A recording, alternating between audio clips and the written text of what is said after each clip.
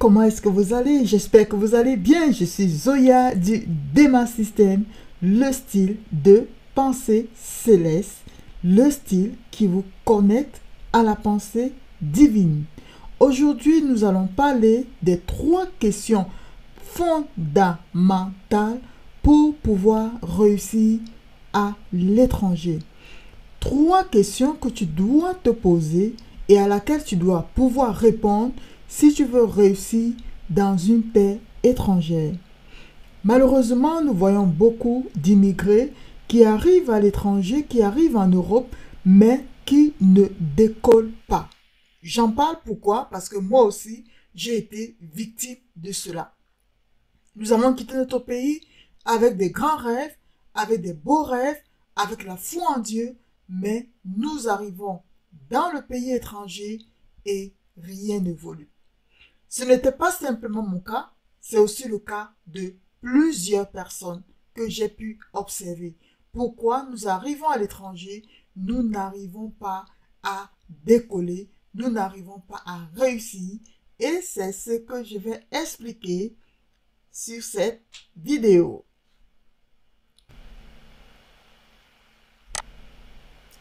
La première question que tu dois te poser pour pouvoir réussir en terre étrangère est une question très fondamentale. Qui t'envoie? Je m'adresse ici à ceux qui ont Jésus-Christ comme Sauveur et Seigneur. Qui t'envoie?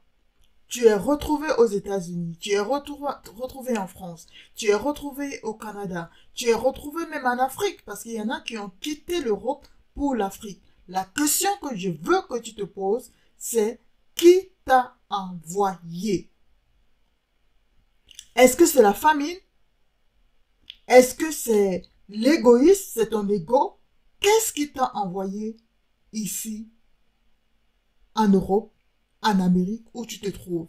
C'est une question fondamentale à laquelle je t'invite à méditer pour pouvoir répondre. Nous allons prendre l'exemple d'Elimelech dans Ruth 1. Elimelech était le mari de Ruth. Donc, il est parti par un temps de famine avec toute sa famille, lui et ses 2 enfants.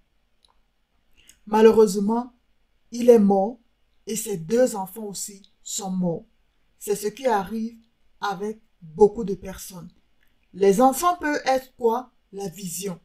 Les enfants peuvent être ce que tu dois accomplir.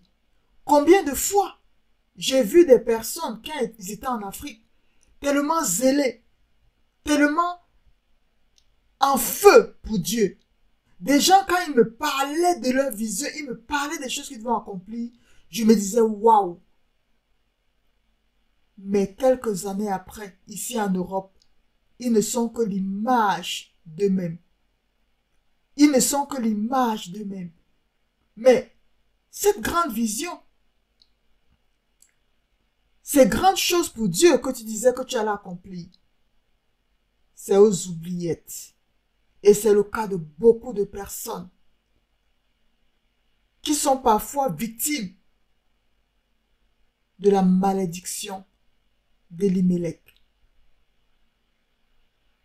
J'ai rencontré des frères qui avaient un avenir brillant, que Dieu utilisait puissamment. Mais ils sont arrivés en Europe, on ne les voit plus. Ils sont devenus l'image. Quand tu les vois même, tu as peine à savoir même si ils savent lire la Bible. Il y avait des gens qui venaient quand j'étais encore plus jeune. Quand ils parlaient, ils pouvaient ressusciter des morts. La flemme, c'est-à-dire que le zèle qu'ils avaient. Un jour, j'ai pensé à ces personnes, à une personne particulièrement. Je me suis rappelé de ce monsieur. J'ai dit non, je suis sûr qu'il doit être en train d'embraser le monde. Je suis allé le chercher. Et je regarde, il est devenu un quelconque lambda. Je regarde même sa page. C'est à peine s'il parle de Dieu. Je regarde sa vie. C'était les exploits du passé. Oui, il est arrivé aux États-Unis, en Europe, au Canada. Mais où sont ses enfants? Où sont les enfants que Dieu lui avait donnés? Ils sont tous morts. Morts. Et ils sont là, comme ça, vivotants. On sait qu'ils sont, on est à l'étranger. On sait que oui, ouais, il a réussi, il est venu à l'étranger. Mais ce ne sont que des gens ambulants attendant de retourner auprès du Père. Pourquoi? Parce qu'ils n'ont pas mesuré qui les envoyait. Parfois c'est la famille, parfois c'est l'ego qui nous envoie. Si nous prenons l'exemple de Isaac dans Genèse 26, verset 1, il est dit, il y eut une famine dans le pays, outre la première famine qui eut lieu du temps d'Abraham, et Isaac alla vers Abimelech, roi des Philistins, à Guérar. Et là-bas, il y a eu quelque chose qui s'est passé. Il y a eu la même famine. Mais on voit le cas d'Elimelech, on voit le cas d'Isaac, il a réussi. Pareil à Abraham, à qui l'Éternel a dit, quitte ton père. Donc, en partant, il ne s'est pas levé comme ça. C'est quelqu'un qui l'a envoyé. Donc, il est parti avec une autorisation. La question que tu dois te poser, qui t'avait envoyé? Quand tu es quitté pour aller dans un pays, là, qui t'a envoyé? Parfois, c'est nos ambitions personnelles. On ne refuse pas que il faut conquérir le monde. Non, c'est pas ça le problème. Mais souvent, tu sais au fond de toi que c'est ton ego. Alors qu'il y a des choses que Dieu te connaît. Il sait par exemple que je vais travailler d'abord quelque chose dans ta vie avant de t'envoyer quelque part. Parce qu'il sait peut-être que le terrain là-bas n'est pas favorable pour toi, pour le moment. Mais souvent, on a peut-être été blessé, on a eu des choses et tout. Et c'est comme ça que on part alors que nous n'avons pas été envoyés. Donc la première question, si tu veux réussir dans une terre étrangère, qui t'envoie? Peut-être que dans ce projet, tu as envie d'aller par exemple en France, aux États-Unis, au Canada ou je ne sais pas où tu vas aller. La question que tu dois te poser, c'est d'abord qui t'envoie dans cette terre étrangère?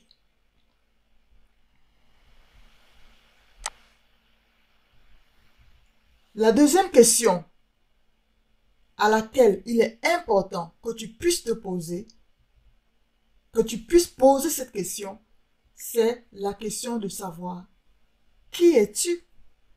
Eh oui, qui es-tu? Quels sont tes dons? Quels sont tes talents?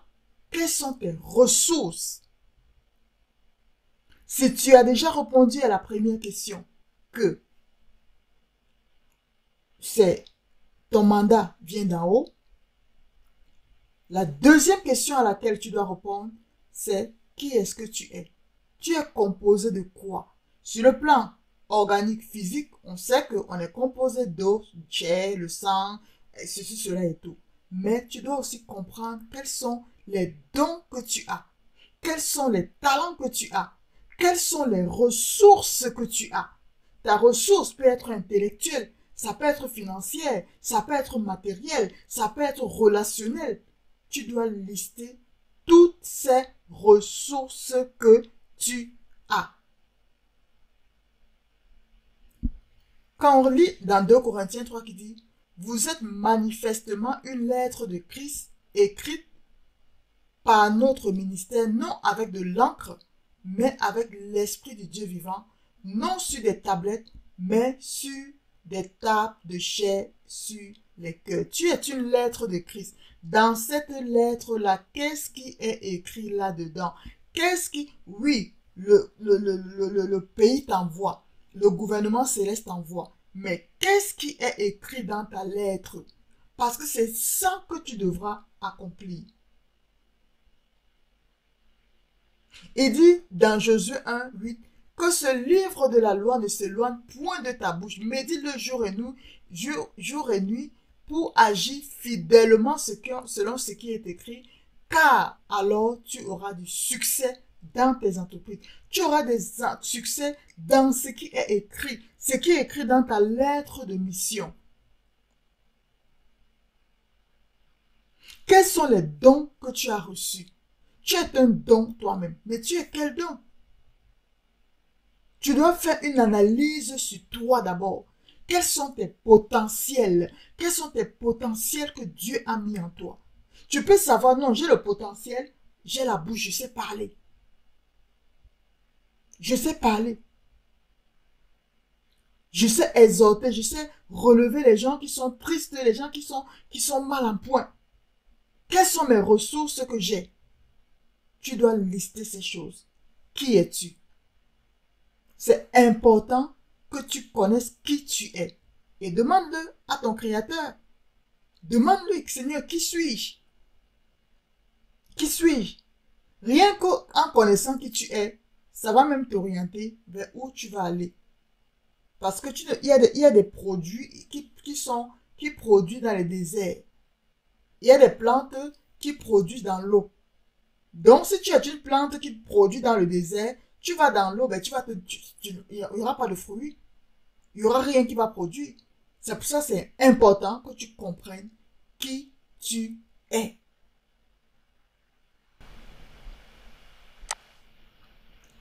La troisième chose, donc,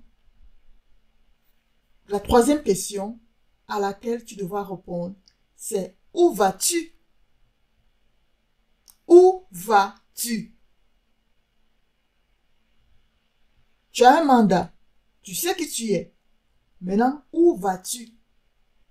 Je vais au Canada. Mais c'est quoi le Canada? Tu dois explorer. Tu deviens explorateur. Tu dois connaître le pays dans lequel tu es en train d'aller, où tu te trouves. Malheureusement, nous retrouvons beaucoup d'Africains qui sont dans des pays, mais qui ne connaissent pas les lois, qui ne connaissent pas les avantages, qui ne connaissent rien. Ils sont là-dedans, ils ne savent pas ça se passe comment dans le droit du pays. Ils ne connaissent rien. Ils ne savent pas que même dans le logement, il y a des avantages. Ils ne savent pas que par rapport à tel chose, il y a des avantages. Par rapport à tel chose, il y a des avantages. Ils ne connaissent pas. Ils ne connaissent pas. Tu dois étudier. Tu dois être un explorateur. Dieu lui-même, quand il a envoyé les Israélites conquérir la terre promise, il a envoyé des explorateurs. Tu dois connaître les forces et les faiblesses de ton pays. Parce que la force du pays, tu vas t'en servir. Et la faiblesse du pays, ça va te servir un peu comme, tu vas voir que voilà où je peux apporter la solution. Mais pour ça, il faut que tu étudies le pays. Le pays a quelle principauté? Parce que le pays où tu vas, il y a des entités. Tu dois faire la cartographie spirituelle. Où est-ce que tu vas?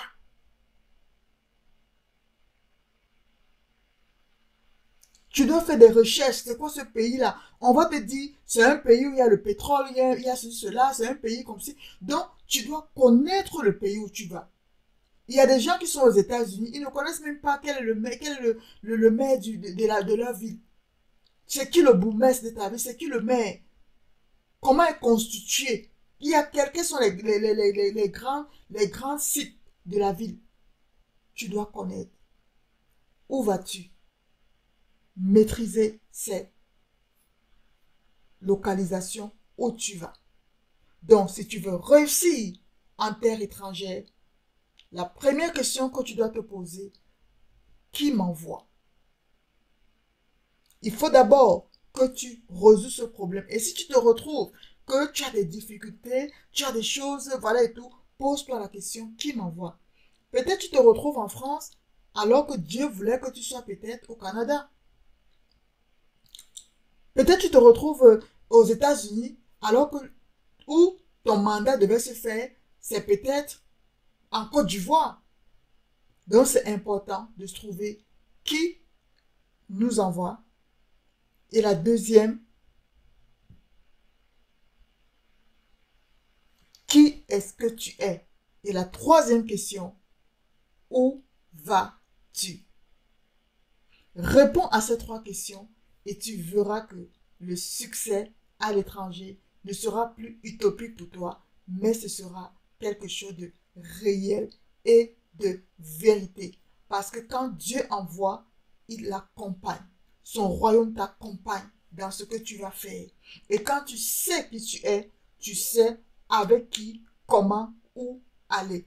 Et tu étudies les richesses du pays et tu prendras possession de ces choses. Parce que comment tu vas prendre possession de quelque chose que tu ne connais pas? Comment tu vas prendre possession de quelque chose que tu ne connais pas? Alors je t'invite à faire ces analyses, réponds à ces trois questions. Qui t'envoie? Qui es-tu? Et où vas-tu? Où vas-tu? Où est-ce que tu vas?